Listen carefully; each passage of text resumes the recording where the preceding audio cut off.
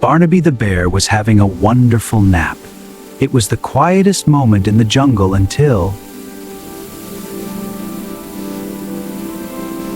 a tiny bee named Buzzy landed right on Barnaby's nose. Twitch, twitch, wiggle! Oh no, here it comes! Barnaby took a deep, deep breath. The leaves started to shake! The birds flew away! Get ready! That sneeze was so big, it sent Barnaby flying backward! But look at Buzzy, he's still there! Poor Barnaby! He landed right in the flowers. Bless you, big guy!